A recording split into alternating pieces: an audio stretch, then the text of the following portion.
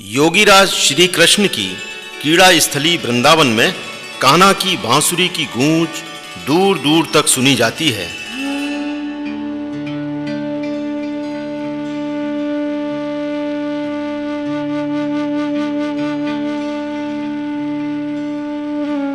लेकिन प्राचीन ग्रंथों की गूंज का एहसास कुछ एक लोगों तक ही सीमित है। वृंदावन में एक ऐसा संस्थान है जिसने सदियों पुराने हस्तलिखित ग्रंथों को पीढ़ी दर पीढ़ी पहुंचाने का संकल्प लिया है। इस संस्थान का नाम है वृंदावन शोध संस्थान।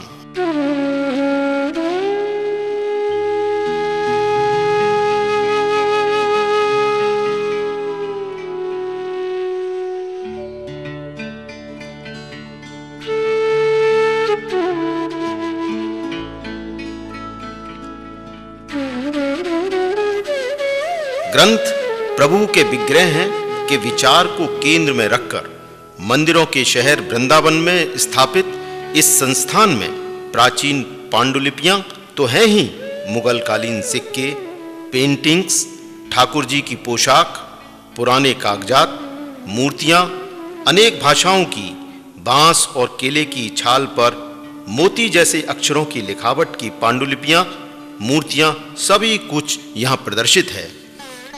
प्राचीन सभ्यता, संस्कृति और साहित्य की प्रमाणिक जानकारी देने वाले इस अनूठे संस्थान के जन्म का विचार किसी संस्था का नहीं बल्कि हाथरस निवासी स्वर्गीय रामदास गुप्त का था।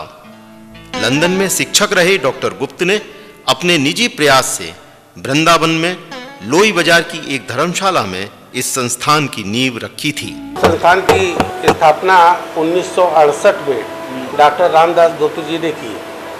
डॉक्टर रामदास गुप्त जी ब्रज क्षेत्र के थे। ब्रज की संस्कृति और साहित्य से उनका लगाव था। शायद इसीलिए Indo African centre of studies in London में होने के बावजूद वो आकर्षित हुए और हिंदुस्तान आके इस संस्था के संवर्धन में अपना योगदान देते रहे। बहुत ही कठिन स्थितियों में उन्होंने इस संस्थान की स्थापना करके आगे बढ़ाने का कार्यक्रम जारी रखा। डॉक्टर रामदास गुप्त के पुराने साथी रहे अनेक सहयोगी बताते हैं कि वृंदावन में महंतों, पुजारियों, गोस्वामियों और अन्य परिवारों के पास प्राचीन कागजात का विपुल भंडार था। इस भंडार में पुराने कवियों, लेखकों के हस्तलिखित ग्रंथ भी थे। कागजों के गलने, फटने या नष्ट होने पर इन्हें पवित्र यमुना में प्रवाहित करने की परंपरा थी। ब्रज में ऐसी परंपरा है कि इन हमारी संस्कृति को नष्ट करते हैं, जैसे कि मुल्तानी मिट्टी और गले हुए कागज लेकर के ये इसकी डलिया और बोइया बनाते हैं। घड़े के ऊपर उसको थपा करके जब सूख जाती है तो निकाल लेते हैं उसको, उसमें बतासे वगैरह या सूखी चीज़ घर में रखते हैं, जो कि हमारी संस्कृति को नष्ट कर रहे हैं। घर घर बिखरी अमूल संपदा को प्राप्त करने में रामदास को गली गली धूल फाकनी पड़ी और तरह तरह के पापड़ बेलने पड़े। वृंदावन के जो प्राचीन मठ मंदिर हैं, आश्रम हैं, देवालय हैं, गोस्वामियों के परिवार हैं और कर्मकांडी वेदांती जो विद्वान लोग थे उनसे संपर्क किया और एक टीम बनाई और उस टीम ने जाकर के वहाँ पे संपर्क के द्वारा इस प्रकार की जो हस्तलिखित ग्रंथ थे प्राचीन, जो वहाँ खराब हो रहे थे, उन हालतों में उनको संग्रह किया और वृंदावन शोध संस्थान का प्रथम कार्य प्रारंभ किया। धुन के धनी रामदास के सद्विचार को एक यज्ञ बनने में ज्यादा वक्त नहीं लगा। पुरातन साहित्य और संस्कृति में आनंद लेने वाले दर्जनों लोग इस यज्ञ में आहुति देने के लिए खुद ब खुद आगे आए।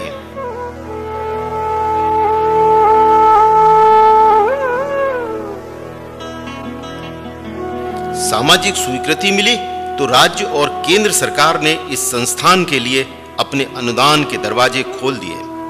नतीजा यह है कि आज संस्था के पास 35,000 पांडुलिपियों और 15,000 पुस्तकों का विपुल भंडार है। इस कक्ष में संगीत, तंत्रशास्त्र, आयुर्वेद, ज्योतिष, काव्य जैसे विषयों पर प्राचीन पांडुलिपियां के पृष्ठों को प्रदर्शित किया गया है।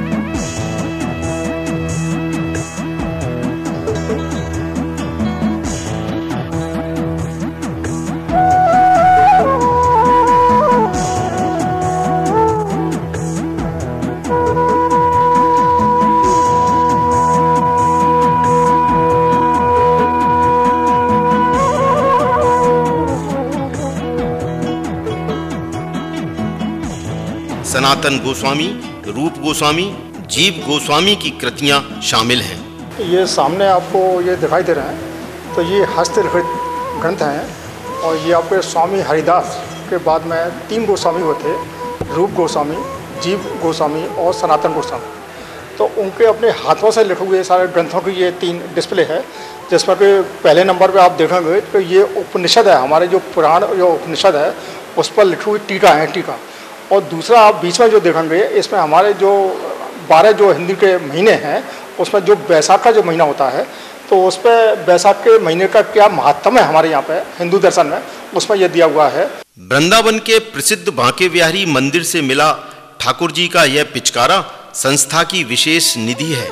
150 वर्ष पुराने पिचकारा में 1.5 लीटर पानी समा जाता है। उड़िया भाषा में ताड़पत्र पर जयदेव कवि की प्रसिद्ध रचना गीत गोविंद, संस्कृत भाषा में 18वीं शती की अश्व चिकित्सा, 18वीं शती का ब्रजभाषा में सूर सागर, 17वीं शती की बिहारी सतसई, 18वीं शती का ताबीजी दुर्गा पाठ देखकर दर्शक अपने पूर्वजों की धार्मिक आस्थाओं और साहित्य प्रेम में तालमेल बैठाने में देर नहीं करता। ये जो आप देख रहे हैं ये दुर्गा सप्तशती का ताबीज है और इसकी विशेषता ये है कि ये 18वीं शताब्दी में तैयार हुआ एक सचित्र ताबीज है। सदियों पुराने जर्जर कागजों को सुरक्षित रखना संस्थान के सामने एक चुनौती भरा कार्य है। इसके लिए संस्था ने एक ऐसी आधुनिक लैब को विकसित किया है जहां विभिन्न रसायनों की मदद से पांडुलिपियों के संरक्षण का कार्य अनवरत जारी है।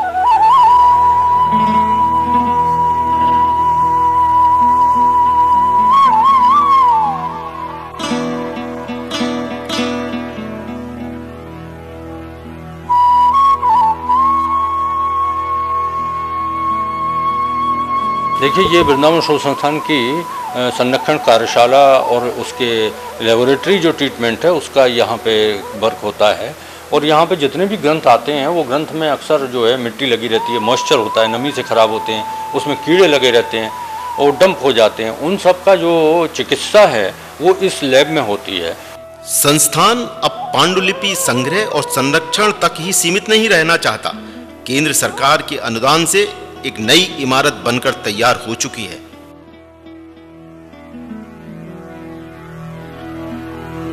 पैंतालीस से अधिक अफसरों और कर्मचारियों वाली यह संस्था शिक्षा, शोध और प्रकाशन के भी कार्य में जुटी है। देखिए, भविष्य की हमारी योजनाएं मुख्यतया 2 हैं। एक तो ये कि इसके जो शोध स्तर है इसका उन्नयन किया जाए। आगरा विश्वविद्यालय से ऑलरेडी हमारा संस्थान 2 विषयों के लिए PhD करा सकता है, संस्कृत और हिंदी।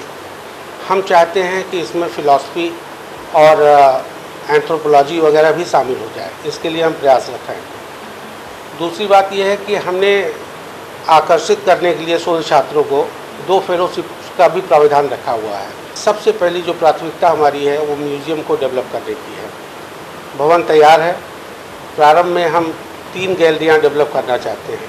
एक में टेराकोटा और क्वाइंस होगा, दूसरे में हमारा मिनिएचर पेंटिंग्स होंगी और तीसरे में पांडुलिपियाँ होंगी। ब्रज साहित्य विश्वकोश पे भी कार्य करने की एक महत्वाकांक्षी योजना है। प्रथम वॉल्यूम पे लगभग 80% कार्य पूरा हो चुका है। अगली योजना हमारी ये होगी कि हम यहाँ पे कुछ ब्रज संस्कृति और कला से संबंधित साउंड एंड लाइट प्रोग्राम को डेवलप करें। धर्मशाला के एक कमरे से एक शानदार इमारत तक और हस्तलिखित ग्रंथों की हिफाजत से संपूर्ण ब्रज संस्कृति को सुरक्षित रखने के प्रयास एक कर्मठ साहित्य मनीषी के तप और लगन की कहानी है, जिससे आने वाली पीढ़ियां सदैव लाभान्वित होती रहेंगी।